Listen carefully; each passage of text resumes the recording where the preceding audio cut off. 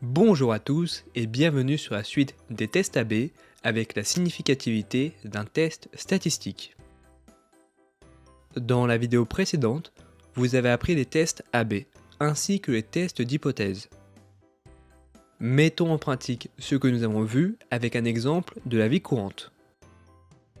Une personne propose à un statisticien un petit jeu.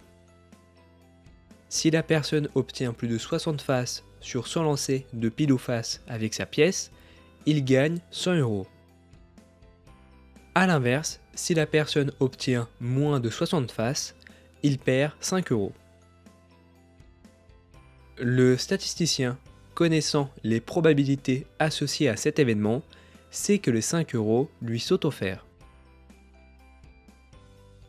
La personne lance 100 fois la pièce et il obtient 64 faces. Le statisticien affirme que la pièce est truquée, et pour cela, il va créer un test AB. L'hypothèse nulle affirme que la pièce n'est pas truquée, et que la valeur observée est juste due à la chance. Il note H0, mu théorie est égal à mu observé. Cette hypothèse signifie que la moyenne théorique de faces obtenues sur 100 lancers d'une pièce est égale à la moyenne observée de faces obtenues sur 100 lancers de la pièce. En d'autres termes, cela signifie que la pièce n'est pas truquée.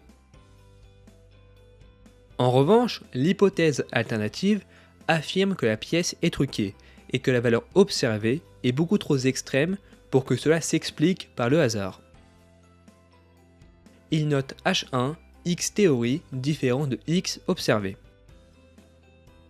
Alors, petite remarque, nous nous intéressons seulement si la pièce est truquée, donc la direction nous importe peu.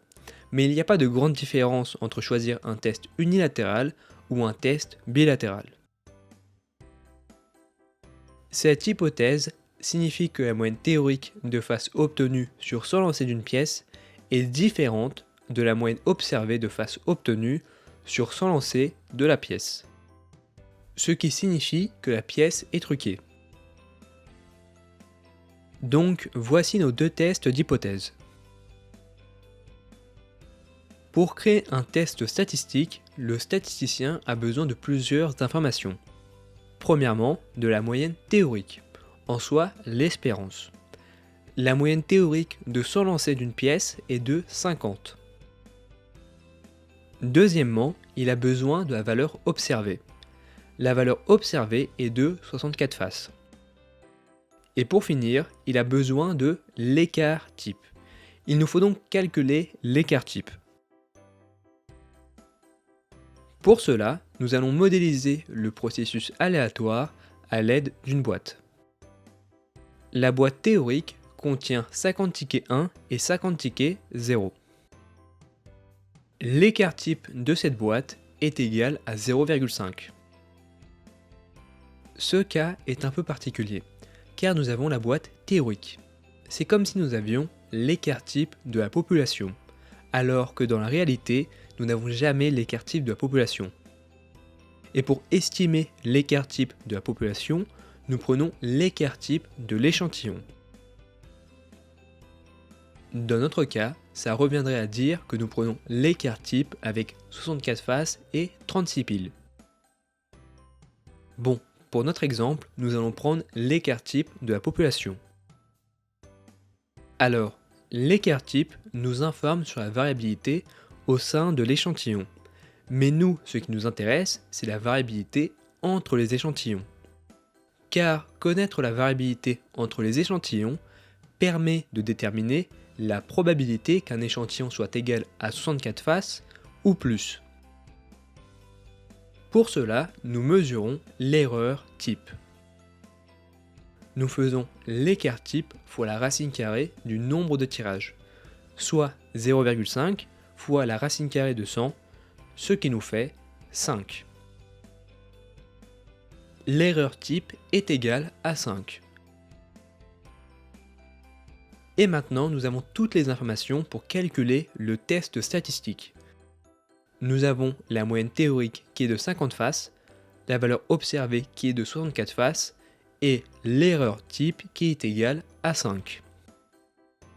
Le statisticien peut calculer le test statistique.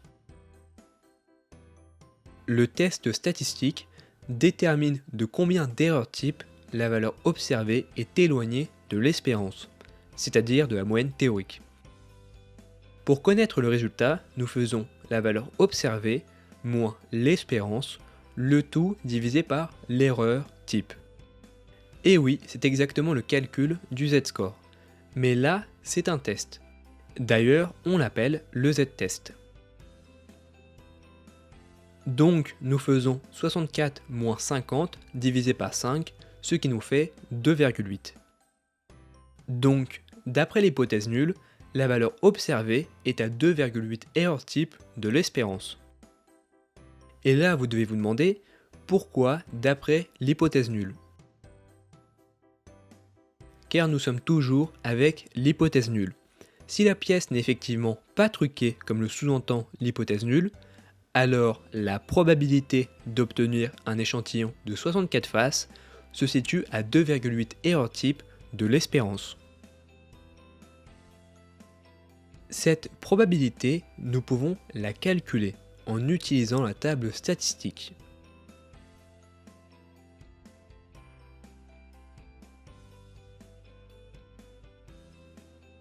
La probabilité d'obtenir une valeur aussi extrême ou plus est de 0,26%.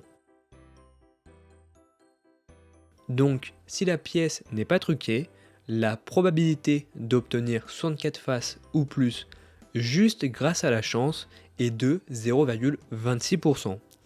Et vous en conviendrez que cela est extrêmement faible.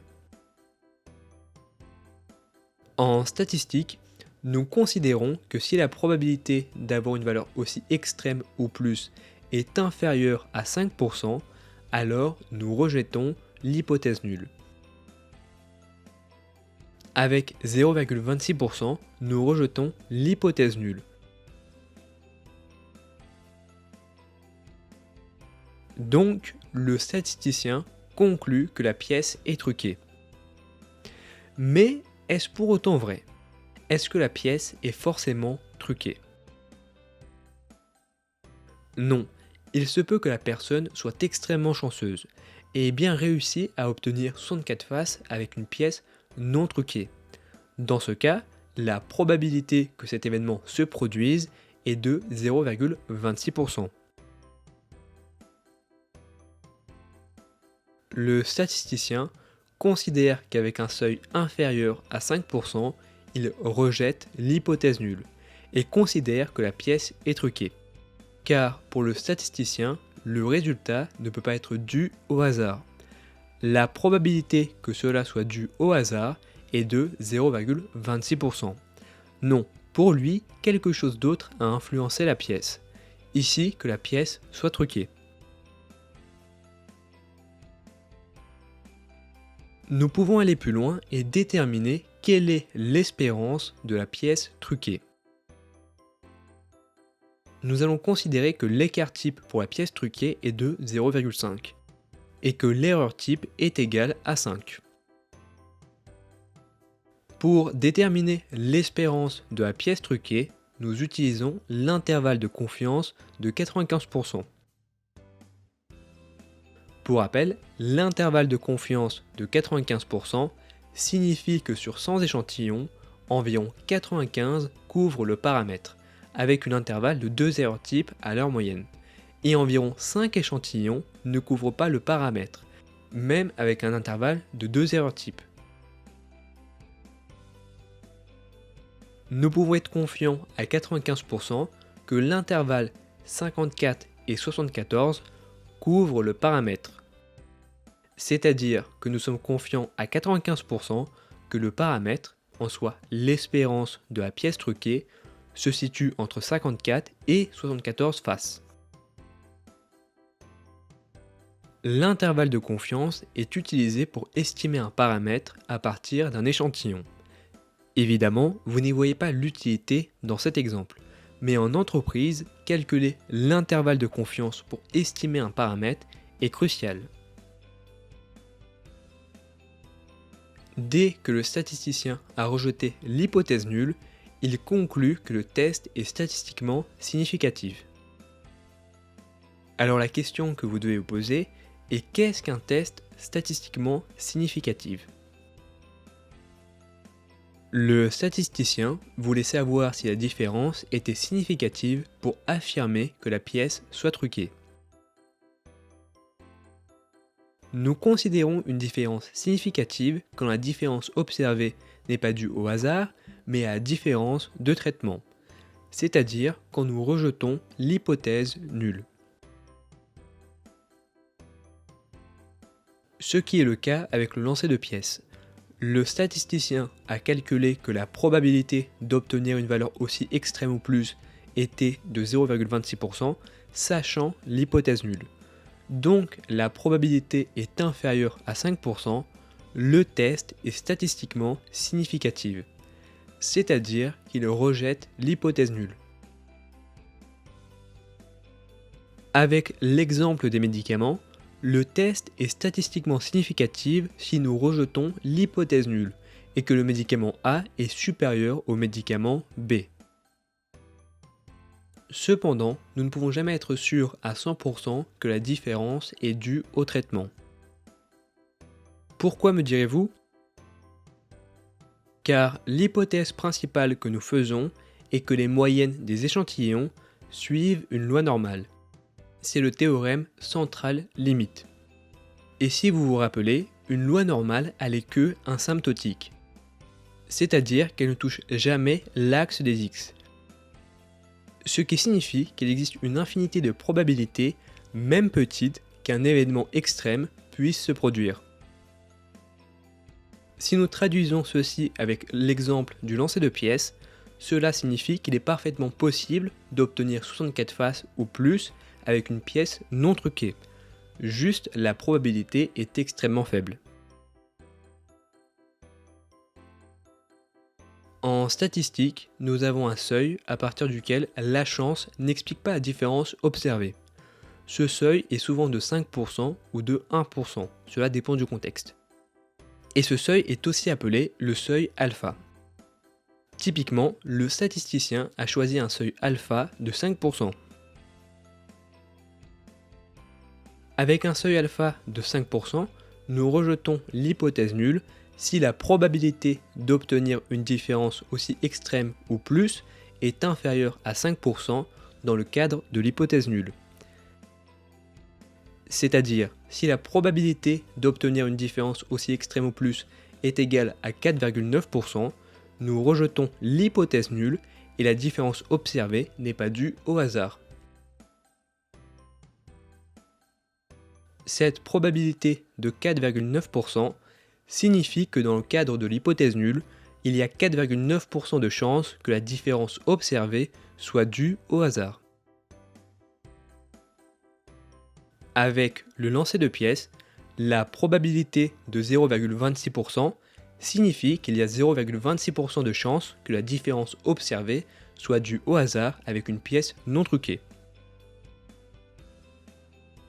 Comme le statisticien a choisi un seuil de 5%, il considère qu'une probabilité inférieure à 5% est trop faible pour expliquer la différence, et il rejette l'hypothèse nulle. Avec un seuil de 1%, nous rejetons l'hypothèse nulle si la probabilité d'obtenir une différence aussi extrême ou plus est inférieure à 1%. La probabilité que la différence observée soit due au hasard dans le cadre de l'hypothèse nulle est appelée la p-value. Alors attention, ce n'est pas parce que nous rejetons l'hypothèse nulle que cela constitue une preuve irréfutable. Le statisticien conclut que la pièce est truquée, mais il se peut que la pièce ne soit pas truquée. Si c'est le cas, la probabilité d'obtenir 64 faces ou plus est de 0,26%, avec une pièce non truquée. Et c'est peut-être ce qu'il s'est produit, mais ça, nous ne pouvons pas le savoir. C'est un cas typique avec les tests d'hypothèse, que nous appelons les erreurs de type 1. Avec les tests d'hypothèse, il y a 4 cas qui sont possibles. Une hypothèse nulle peut soit être vraie ou soit fausse, mais ça, nous ne le savons jamais. Car nous ne pouvons jamais être sûrs si la pièce est réellement truquée ou si le médicament est réellement efficace. Tout simplement car nous prenons des échantillons, et avec les échantillons, nous pouvons seulement estimer la population. Imaginons que l'hypothèse nulle est vraie. Avec l'exemple précédent, cela revient à dire que la pièce n'est pas truquée. Dans ce cas, il y a 2 cas possibles. Soit nous décidons d'accepter l'hypothèse nulle, ou soit nous décidons de rejeter l'hypothèse nulle. Tout dépend de la p-value que nous obtenons. Si nous obtenons une p-value supérieure à 5%, alors nous ne rejetons pas l'hypothèse nulle. Ce qui tombe bien car l'hypothèse nulle est réellement vraie. Si la personne avait obtenu 55 faces, la probabilité d'obtenir une différence de 55 faces ou plus avec une pièce non truquée est de 16%. Avec cette probabilité, nous ne rejetons pas l'hypothèse nulle et considérons que le hasard est responsable de cette différence. Mais à l'inverse, si la p-value est inférieure à 5%, alors nous rejetons l'hypothèse nulle. Dans ce cas-ci, nous avons effectué une erreur. Cette erreur est l'erreur de type 1, quand nous rejetons l'hypothèse nulle alors qu'elle est vraie. Avec l'exemple du lancer de pièces, la pièce n'est pas truquée, mais nous considérons que la probabilité d'obtenir 64 faces ou plus avec une pièce non truquée est tellement faible que nous rejetons cette hypothèse nulle. Mais si nous demandons à un stade de 10 000 personnes de lancer 100 fois une pièce non truquée, environ 26 auront obtenu 64 faces ou plus. Donc il est parfaitement possible que le hasard soit responsable de cette différence. Maintenant, imaginons que l'hypothèse nulle est vraiment fausse. Avec l'exemple précédent, cela revient à dire que la pièce est réellement truquée. Il y a encore une fois 2 cas possibles. Soit nous décidons d'accepter l'hypothèse nulle, soit nous décidons de rejeter l'hypothèse nulle. Encore une fois, tout dépend de la p-value que nous obtenons. Si nous obtenons une p-value supérieure à 5%, alors nous ne rejetons pas l'hypothèse nulle. Nous considérons que la pièce n'est pas truquée, alors qu'en réalité, elle est truquée. Avec 55 faces, la probabilité d'obtenir une différence de 55 faces ou plus avec une pièce non truquée est de 16%. Dans ce cas, nous ne rejetons pas l'hypothèse nulle et considérons que le hasard est responsable de cette différence. Cependant, l'hypothèse nulle est vraiment fausse, donc nous avons fait une erreur, et cette erreur est l'erreur de type 2. Quand nous ne rejetons pas l'hypothèse nulle alors qu'elle est réellement fausse. Cette erreur est beaucoup moins grave que l'erreur de type 1. Pourquoi ? Car c'est plus un problème d'échantillon qu'une erreur. L'erreur de type 2 arrive très souvent quand vous voulez observer des petites différences. Par exemple, pour savoir si la pièce est truquée avec 55 faces, la différence est tellement petite que nous ne rejetons pas l'hypothèse nulle, alors que la pièce est vraiment truquée. Mais si nous avions augmenté la taille de l'échantillon, dans notre cas augmenté le nombre de lancers, par exemple 1000 lancers, 10 000 lancers ou même 100 000 lancers, alors nous pourrions observer cette différence et avoir une p-value inférieure à 5%. Ainsi, rejeter l'hypothèse nulle. En revanche, si nous voulons observer une grande différence, par exemple une différence de 64 faces ou plus, même un petit échantillon suffit pour rejeter l'hypothèse nulle. Si nous obtenons une p-value inférieure à 5%, nous rejetons l'hypothèse nulle. Ça tombe bien car l'hypothèse nulle est réellement fausse. Nous considérons que la pièce est truquée, alors qu'elle est vraiment truquée, ce qui est le cas avec 64 faces ou plus. Pour conclure, si vous décidez de rejeter l'hypothèse nulle, vous avez soit raison, soit vous avez effectué une erreur de type 1, ce qui peut être problématique dans le monde réel. Car imaginez que vous effectuez un test statistique pour savoir si la nouvelle publicité augmente le nombre de ventes. Vous avez une p-value inférieure à 5%. Vous concluez que la nouvelle publicité augmente le nombre de ventes. Quand vous mettez ceci en production, vous vous rendez compte que le nombre de ventes n'augmente pas. Et pire, il diminue, ce qui arrive très souvent. Créer une nouvelle affiche publicitaire a un coût. Effectuer un test statistique aussi. Et si en plus la nouvelle publicité fait diminuer le nombre de ventes, alors vous aurez perdu beaucoup d'argent. Tout ça à cause d'une erreur de type 1. Si vous décidez de ne pas rejeter l'hypothèse nulle, vous avez soit raison, soit vous avez effectué une erreur de type 2. Vous avez conclu qu'il n'y a pas de différence entre les deux groupes alors qu'il y en a réellement une, ce qui est beaucoup moins grave, car c'est plus un problème d'un échantillon petit qu'autre chose.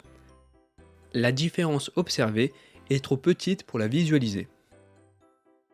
Dans ce cas, il suffit de prendre un échantillon suffisamment grand pour se prémunir des erreurs de type 2, et c'est souvent ce que nous faisons généralement. Il y a une différence à faire entre la significativité d'un test et la pertinence d'un test statistique. Un test peut être significatif mais pas forcément pertinent. Pour mieux comprendre ceci, prenons un exemple. Imaginons que vous testez une nouvelle publicité pour votre site internet afin d'augmenter le nombre de ventes. Changer la publicité du site internet coûte 10 000 €. Vous devez vous assurer que l'augmentation du nombre de ventes amortisse le changement de publicité. Si le test est significatif mais que le nombre de ventes a seulement augmenté de 0,001 par utilisateur, il n'est pas pertinent d'utiliser la nouvelle publicité, car tout simplement, le coût est plus élevé que le bénéfice. Et c'est souvent le cas avec des petites entreprises. Les petites entreprises, par exemple les startups, vont effectuer un changement si le bénéfice est beaucoup plus élevé que le coût. Par exemple, si le nombre de ventes par utilisateur augmente de 10%, les petites entreprises vont effectuer le changement. Mais pour une augmentation de 3 ou 4%, le bénéfice peut être certes plus élevé que le coût, mais pas suffisamment pour appliquer le changement. En revanche, pour les grandes entreprises comme Apple, Meta ou Amazon, un petit changement peut être pertinent. Une augmentation de 0,1% ou de 0,2% peut être suffisant pour effectuer un changement. Les entreprises ayant une grande part de marché sont plus susceptibles d'effectuer des changements, car même si une augmentation de 0,1% est faible, pour une entreprise comme Amazon qui a des millions d'utilisateurs, c'est énorme en valeur absolue. Le débat significativité et pertinence d'un test existe aussi avec les politiques publiques. Imaginez qu'un groupe de chercheurs veulent évaluer une nouvelle méthode d'enseignement pour apprendre à lire avec des tablettes. Ils effectuent un test statistique où le groupe contrôle apprend à lire avec la méthode classique et le groupe de traitement apprend à lire avec des tablettes. Sur une évaluation, le groupe contrôle a 12 sur 20, tandis que le groupe de traitement a 12,1 sur 20. Le test est significatif. Apprendre à lire avec des tablettes est plus efficace qu'avec la méthode classique. Mais est-ce pour autant pertinent ? Est-ce qu'un département, une région ou une ville va investir dans des tablettes à l'école pour une augmentation de 0,1 point ? Il y a très peu de chances. Donc, il est toujours important d'analyser une expérience statistique dans son entièreté et ne pas s'arrêter seulement aux tests statistiques, car un test peut être significatif mais pas forcément pertinent. Donc ayez toujours un regard critique sur les expériences statistiques.